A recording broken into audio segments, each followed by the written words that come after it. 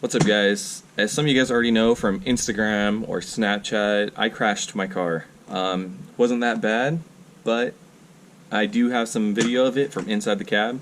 I just hit a fence, nothing major, but I think you guys will enjoy the video of it. It's pretty funny, narrated by my little cousin.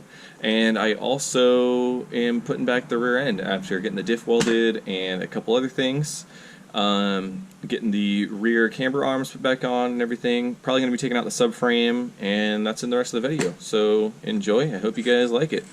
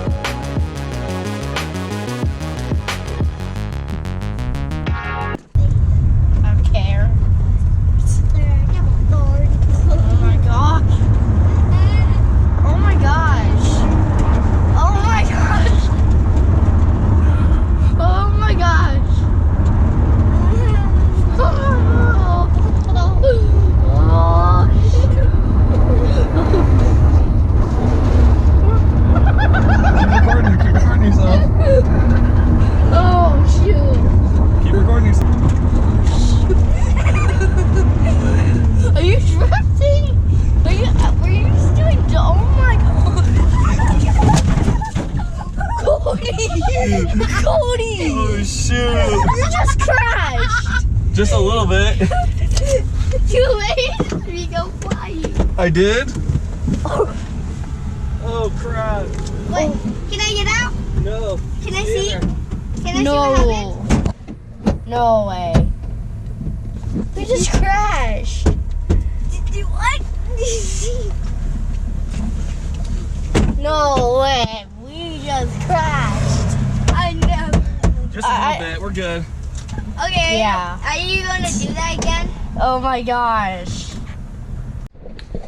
Alright guys, so I just wanted to explain how I crashed a little bit and show you guys the damage from the crash. There's not much damage at all. Really, it's a drift car. It doesn't really bother me. But I was drifting on a dirt road with my cousins. I was going really slow, just around a little turn, but it's close to a fence, and the road turns from dirt to pavement. So I was drifting around the turn, going super slow, and my front tires were turned since I was mid-drift, and when it hit the pavement, it just like pulled me right into the fence. So, I mean, we were just out there messing around. It wasn't anything crazy. We were going slow, and I mean, it happens. You know, I'm not a very good drifter yet. I don't have any experience, really, so learned my lesson, and I'll show you guys the damage. I already got a new fender, so I just got to get it painted and get it put on. So yeah, so here's part of the damage right here. A little bit hard to see, but the front of the fender got a little bit like crumbled up. It hit into a pole. And then I got some scratches down the car, which in the video you guys can like barely see unless I get it in the right light. Got a couple little dents on the door, but nothing too bad. You can kind of see the light reflecting off of it weird. And then the mirror got broken because obviously the mirror hit the fence. It sticks out more than anything else. And then the back fender got a little bit dented up too. Not too bad. And yeah, just kind of chipped some of the paint off and then put some scratches down the back. It actually ripped the bumper off a little bit too in the back, but I mean, it was pretty easy. I just popped it back on. So yeah, not that big of a deal. Not the end of the world. It is a drift car. It's a little missile, I guess people call it. So stuff's gonna happen to it. I'm not too concerned. So yeah, I'll just be careful next time and won't crash into a fence again if I can do that. So while I was down here, I just noticed that my camber arm right here in the back is super bent up, and it looks like the previous owner. Yeah, there you go. That's a good angle. It looks like the previous owner. It looks like the previous owner backed into something, maybe a square curb or in a parking lot, backed into one of the little parking dividers. So I ordered a new set. Both sides are a little bit damaged. But this side is not very bad. Either way though, you have to replace them both if you replace one. So I got a new set, because I mean that is pretty bad. And I can tell the camber on this tire is off as well. It's not too bad, but that could definitely put the camber off, but it looks like they got it aligned after that happened. Either way, can't be having that. I got the axles unbolted the other night. It's been too hot though for me to be working on the car out here. It's been like 103, 104. So both sides are unbolted. Now it's just one more bolt up here. Can't really see it. It's kind of dark up there. And then I have to get the drive shaft unbolted from the diff as well. It's not too bad. As you can tell, some crap was falling on me while I was working. So, I mean, it was getting a little bit on me, but it wasn't too bad. So I'll keep you guys updated. I might get some video once the diff's getting lowered out of the car. I think that'll be nice. Here's the new camber arms. I'll take it out here in the light so we can see them a lot better. They said red on the package, and they definitely don't look red. I don't know if you guys can see very well the color of these. It's a little bit more pink than red. Came with a little bit of a chip right there, but they're only $40 on Amazon, so I'm not really complaining too bad. I mean, that's red. But yeah, so they're pretty nice, feel pretty solid. The threads are good on them, so. Alright guys, so I ran into a few issues, one of which is this bolt right here will not come out all the way with the diff still in. So this is the bolt that is holding the top end of the camber arm on, the one that's all bent to shit.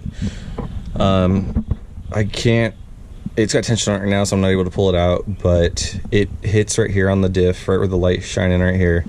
So that is something good to know if you're going to try to replace that.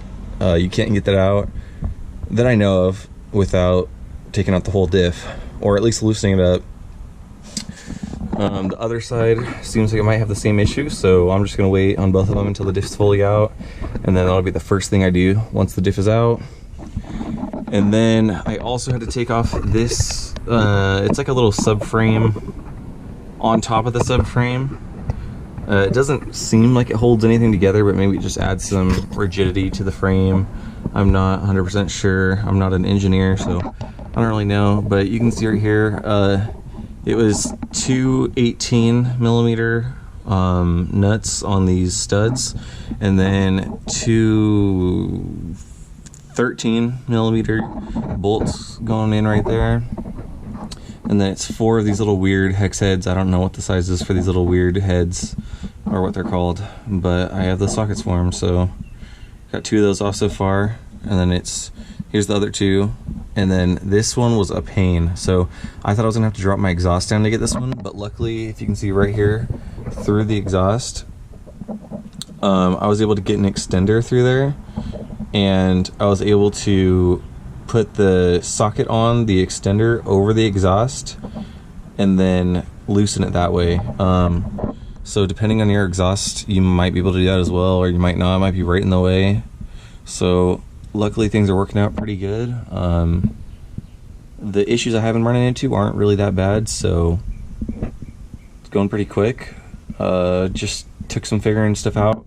I've never done any of this before, and I'm just trying to figure it all out, so it's not too bad at the moment. Okay, so it's 8:42. Took me about 3 hours to get the diff out. And it's smothered up hot. And it's hot as shit, it's hot as balls. And the diff fell out of the car too. The sway bar was blocking it, so as soon as I got the sway bar out and started wiggling it around, which I can't even take it all the way out because the exhaust is getting in the way, so I just wiggled it over there. It's probably gonna be kind of a pain in the ass to get the sway bar back in, but once the sway bar was out, the whole diff fell out, and it fell right here on this corner. As you can see, it's a little bit dented, so now the freaking bolt won't even fit through it, so I'm gonna have to drill it out from the opposite side, because the bolt still goes in through the other side almost all the way, and just this very corner got a little bit tweaked. I don't know if you can really see it good or not. A little bit, I guess. But yeah, so Got it out.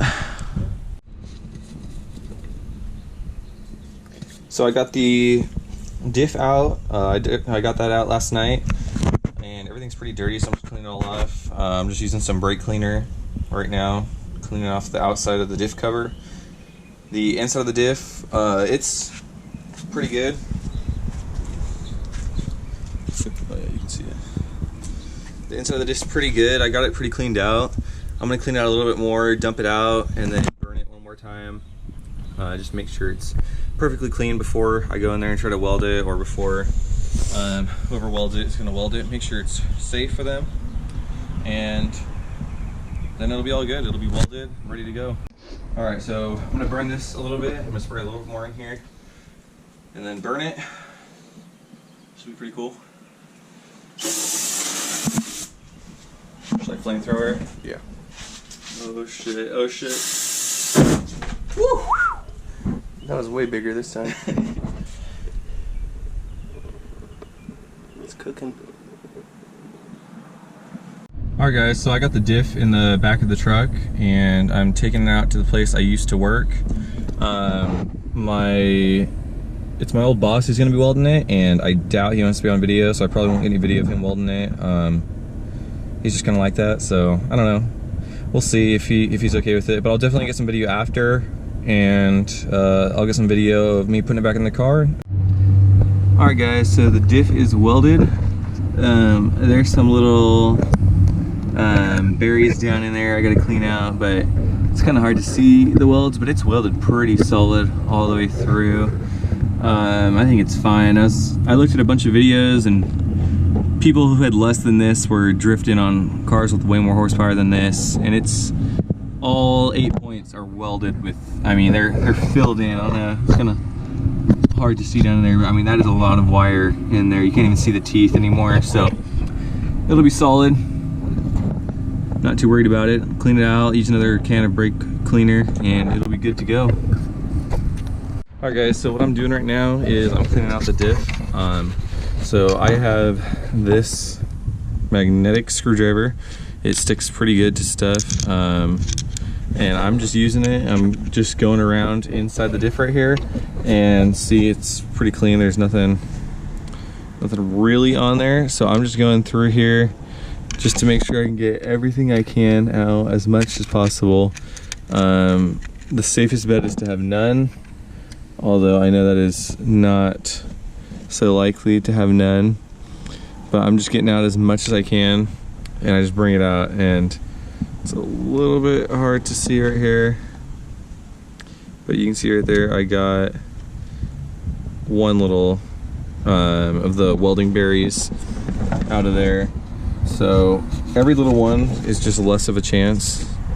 Every little one of them is just less of a chance that the diff has any issues down the line.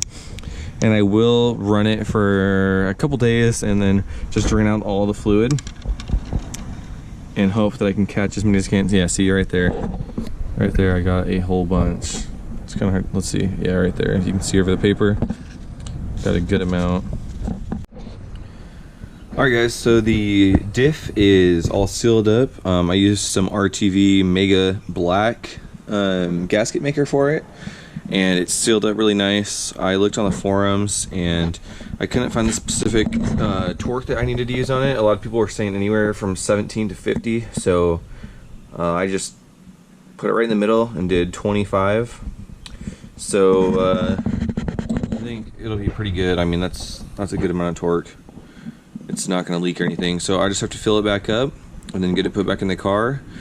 I'm thinking about doing the subframe stiffeners though, the subframe chassis stiffeners in support. So this will probably be the end of the video. I just have to figure out if that's exactly what I want to do or not. It will add a lot of work, so I'll have to take out the whole subframe, and not only take out the whole subframe, I'll have to cut some stuff out of my body from the trunk to weld in the stronger brackets for where the subframe bolts in. And I'll have to order it, and that'll take some time, so I don't know, we'll see. I hope you guys liked it. Make sure you guys drop a like and even subscribe if you guys would like to see my future videos. I'm gonna keep doing these pretty much every week, so I'm trying to get the car going.